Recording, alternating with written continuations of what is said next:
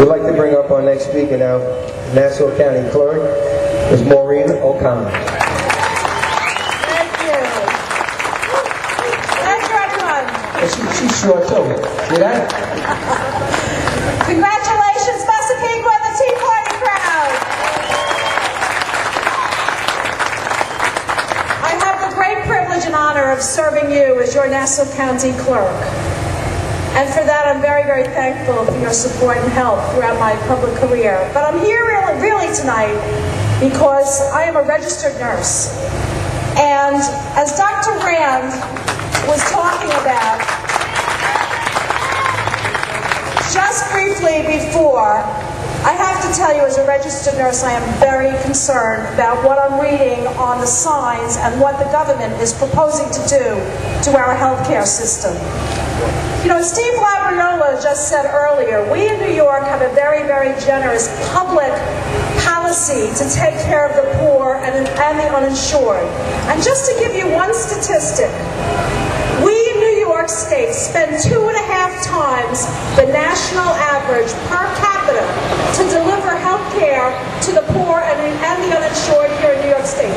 2.5 times what they spend in California, what they spend in Texas.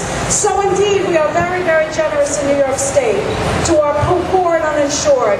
And thank you for that generosity. But I have to tell you, as a registered nurse, I am in great, great fear of what is coming down with the proposals that Washington is putting forth. Here's why. I spent my life advocating for you. I don't think of you as constituents. I think of you as my patients. My patients. And as a nurse, my job is to advocate for you.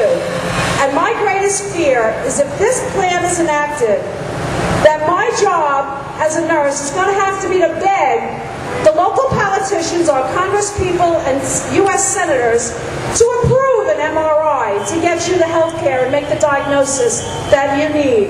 Now, can you only imagine what that's going to be like, to be begging for an x-ray, to be begging for a blood test, to be begging for the newest treatment to cure cancer and serious blood and heart diseases?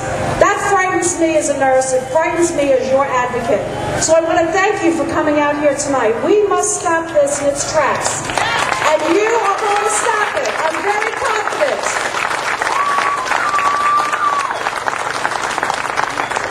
I'm just going to end on a final note. As your Nassau County Clerk and the only Republican countywide elected official here in Nassau, I have to tell you from an insider's view, we need Ed Mangano as our next county executive here in Nassau County, and Peter Schmidt to be the majority leader of the county legislator here in Nassau County, and end this endless cycle of tax and spend, not only in Washington, but right here in Nassau County.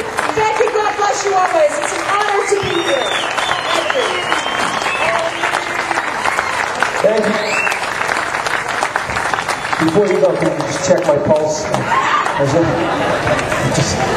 I'm getting excited.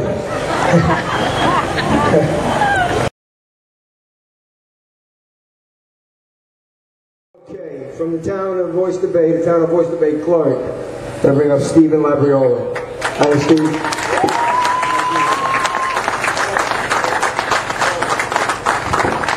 Thank you very much, Paulie. You know, I was going to stand out there, and then I saw that Paulie is able to stand back here. He's about the same height as me. I said, if you can see him, you can see me. Us short guys usually got to stand on a box. Ladies and gentlemen, this is the second Tea Party that I've had an opportunity to address real people, regular people. The last one was over at Merrick, and I have to tell you something. I got so excited about speaking to real people, they had to give me the hook. So this time I promise that I'm going to be a little quicker about it. I will say this, I've had the privilege of reading most of these signs out here today. I wish you could see some of the things that I see right now, and the look of all of you as regular people. And you know, I have one of my own signs right now that I'm going to begin with. If I were to make one up, it would begin that tyranny exists when the people fear their government. Freedom exists when the government fear the people. Now, I didn't make that up. I didn't make that up. That, of course, is a quote from one of the greatest founding fathers in Thomas Jefferson, who understood the role of government, and he understood about limiting the power of a strong central federal government by including that 10th Amendment. I see it right there. I see it. Now and that really comes right down to the heart of it sometimes. Why is the federal government talking about taking care of all of the people in this country under a universal health care plan when the states should be taking care of their own people? New York State currently has one of the most generous health care systems anywhere.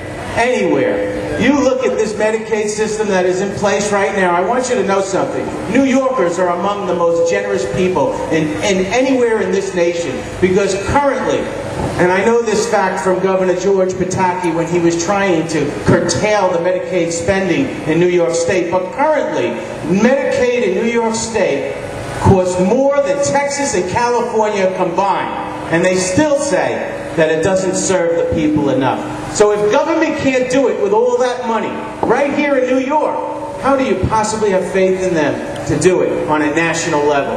Well, the answer is we don't. And that is why I think each and every one of you, my neighbors and friends, are out here. And this is probably one of the reasons why, as an elected official, this is one of the rare opportunities for us as politicians and as people who represent you to speak to real people. Not special interests, not the trial lawyers, not the bankers.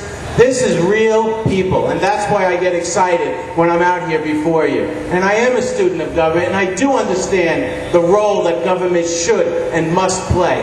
And let me tell you, folks, what's going on right now, every indication of government is intruding in every aspect of our life. Our government is in control by people who don't understand the limits and disregard our Constitution. And that is a fact.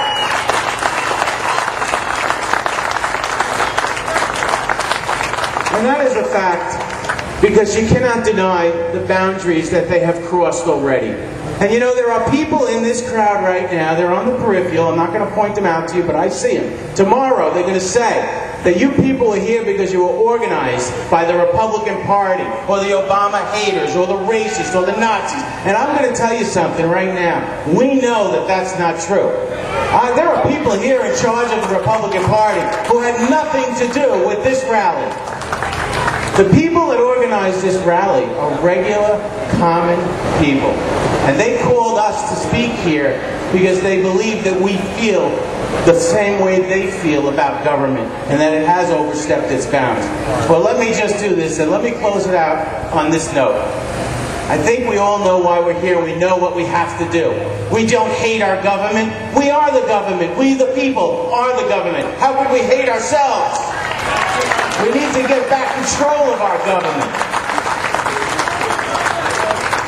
And many people have lost faith and trust in the mainstream media, and it is no wonder what just took place in this past election. And now, many of you are losing faith in our government. And people are frightened about the pace of spending and the race towards socialism. And we have to stop it. 2009 will be remembered in American history as the year of the government takeover. Well, we need to make it the year that the government tried, but we stopped them in 2010.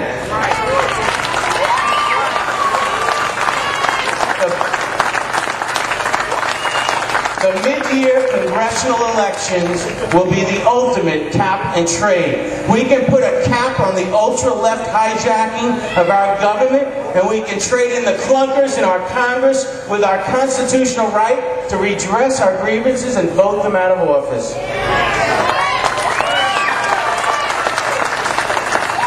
With your help, I have great faith and confidence that we will do it. Thank you, and God bless you all.